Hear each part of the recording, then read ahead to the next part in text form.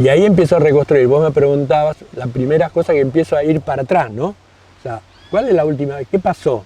El periodo, ¿cómo se transformó esto? Que yo sabía que era una estructura orgánica en una dispersión. Empezamos a ir para atrás y ahí me entero del casamiento de Pedro, que es la última vez que Tatú lo ve, pero que ya antes de eso, tanto Tatú como el jefe de ellos, habían dicho hay que cerrar el boliche. Hay que irse cada uno donde pueda, esconderse, esto se acabó. Guardémonos. En cambio Pedro nos cuenta Eduardo Zurakowski muy en detalle, porque él estuvo hasta allá, hasta que lo matan con él. No, además Pedro había tomado, y toda la gente que estaba con Pedro, había tomado, seguían con la orga. O sea, ¿qué pasaba? A nivel, ahí empecé a reconstruir la ruptura, la organización, o sea, todos estos compañeros que hablábamos, conocidos, desde el Toto, todo, eran estructura orgánica.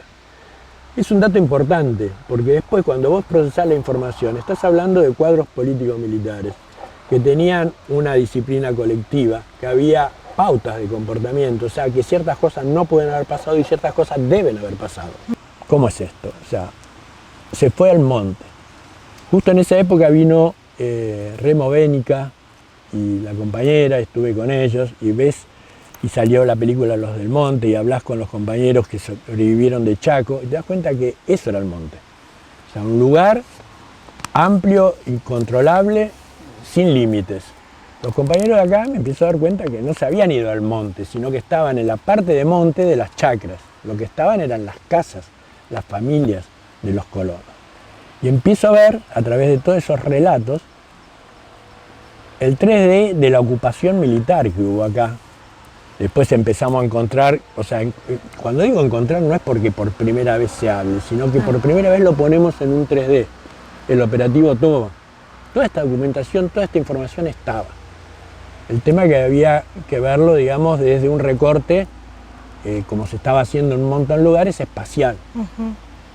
Y el referente de eso era el campamento de Acaragua. ¿Por qué? Porque evidenciaba lo que casi no se había hablado, que era la represión en el interior de Misiones. Sí estaban todos los testimonios.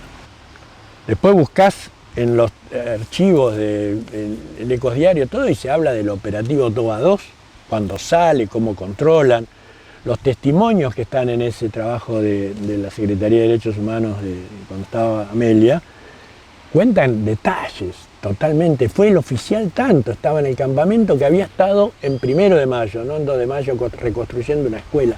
Todo eso, por eso te digo, los testimonios son Big Data, o sea, hay cosas muy útiles, muy importantes en cada lugar. Eso es importante para saber hoy cómo trabajar, fue a la vista de todos. El operativo Toba ocupó, o sea, primero viene el golpe militar, ahí cae toda la gente más pública.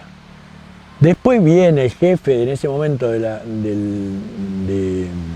la zona 2, o sea, del cuerpo 2 del ejército, le dan arresto a Cayano, porque le dice, acá está lleno de montoneros y no me trae a nadie. Y se planifica el operativo Toba 2, donde se ocupa el territorio a la vista de todo el mundo. Antes de eso, viene Videla y se reúne con Urrutia, hay una foto que nosotros sacamos del diario y hicimos circular, donde, como vimos en el juicio de Campo de Mayo, los empresarios le reclaman acabar con esto. Que todavía todo lo que le habían armado quilombo estaban muy sueltos por ahí, y ahí empieza el operativo Toba. Eso se hace públicamente. Las patotas que se arman, uno de los que estaba en las patotas lo cuenta en el juicio Enrique Pechac, cuando van a buscarlo, es Morales, el capataz de Urrutia.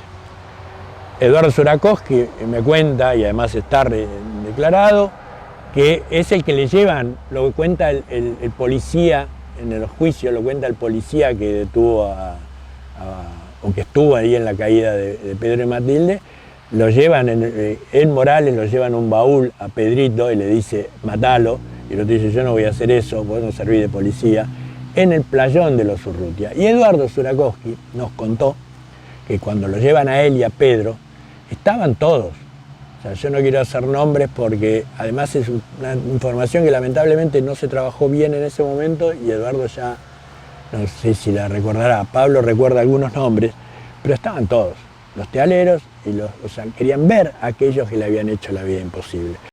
El peregrinaje de Pedro y los distintos, acá donde hay estrellas federales, eran campamentos grandes. Este es el campamento de Acaraguá, donde ves la cantidad de núcleos, ves las cuestiones represivas. Acá, San Vicente, la zona, acá es donde estaba Pedro, en Colonia Mavale, allá en Pindaití.